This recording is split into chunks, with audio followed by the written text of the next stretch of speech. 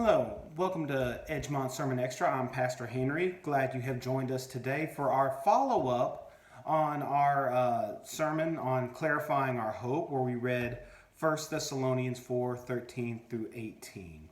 As I mentioned, a lot of people, when they read 1 Thessalonians 4:13, they think that is talking about the rapture, particularly when you get to verse 16. It says, "For the Lord himself will come down from heaven with a loud command, with the voice of the archangel, and with the trumpet call of God, and the dead in Christ will rise first."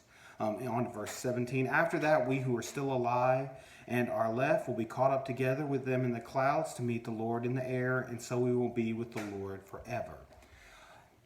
So that, for many of us, would say, aha, that's the rapture. Now, in my previous sermon, I talked about what I thought this passage meant, about how this passage is meant to encourage believers that just because someone passes away doesn't mean they miss out on the second coming of Christ.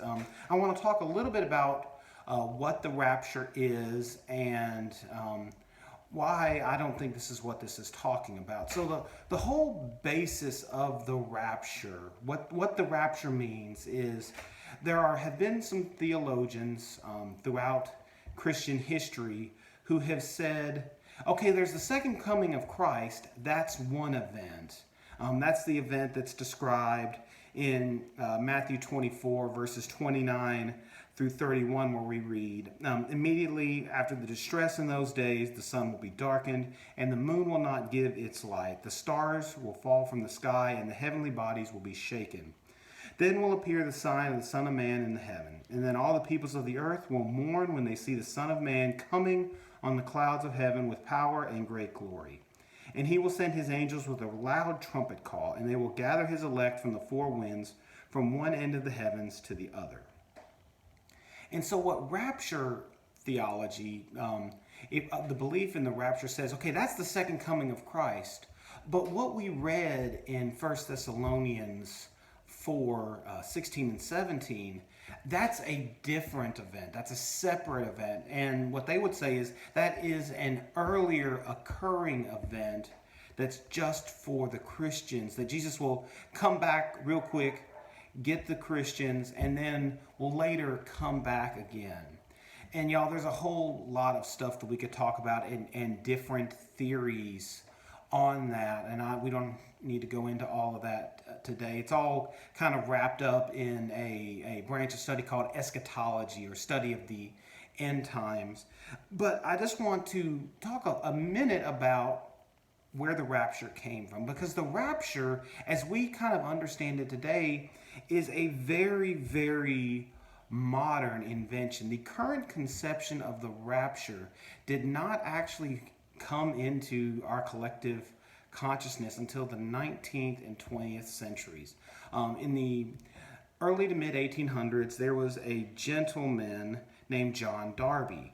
And John Darby was an Irish priest. He was part of the Church of Ireland. He eventually would become part of a group called the Pilgrim Brethren, and then another couple of splinter groups. But he was a author and theologian and speaker, and he spoke all over Ireland. He was very popular in the United States. But he popularized the idea that there was going to be two returns of Christ, in the sense that there was this rapture that was the first one, and then later would be the actual second coming.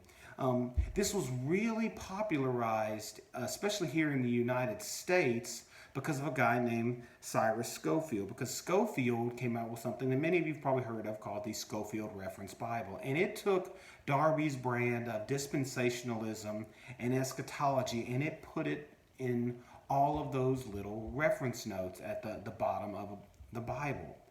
So the rapture is actually really, really new. And you'll find that many denominations, I would say even most denominations, Roman Catholic, Greek Orthodox, many of your mainline Episcopalian, Presbyterian, United Methodist, don't buy into rapture, that there's just the second coming of Christ.